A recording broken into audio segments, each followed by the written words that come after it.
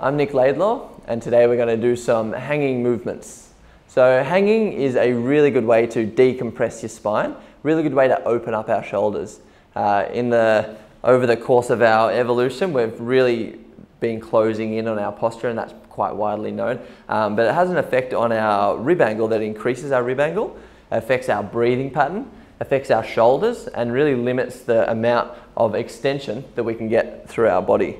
So by simply finding something to hang on every day can really open up your shoulders, your rib cage, allow your breathing to be more efficient, and just lengthen your spine and decompress your spine as well. So I'm going to show you 3 different movements that you can do just through hanging, nice and simple. So to start with, what we're going to do is just what's called a passive hang. So if you can reach the floor, just begin by having some weight of your feet on the floor.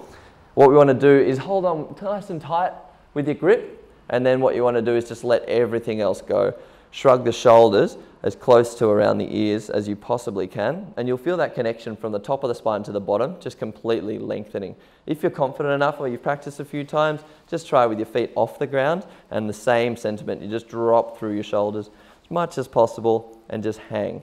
While you're here, just hanging for up towards a minute at a time is a really good thing to build up to, good thing to work towards. And while you are here, you can just give your head gentle move from side to side, open up through the ribs, see where it feels tight, see where it feels restricted, see where it's lacking in energy, and just try and drop as much as you can.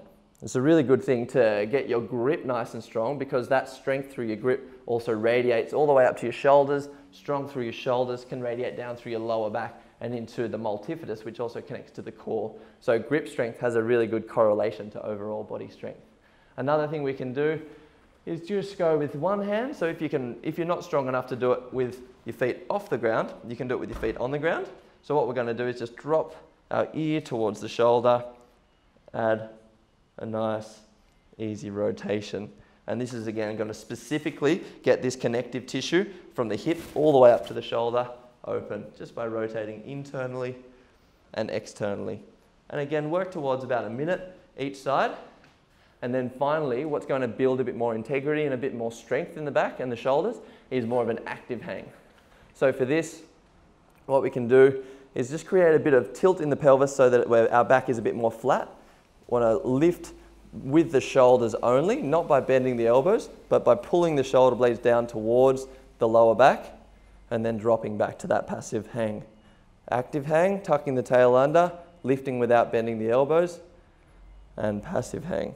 Just really find that range and that space in the shoulders as much as you can, working up to about a 10 repetition range.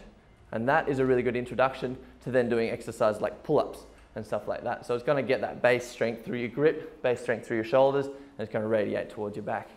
So enjoy.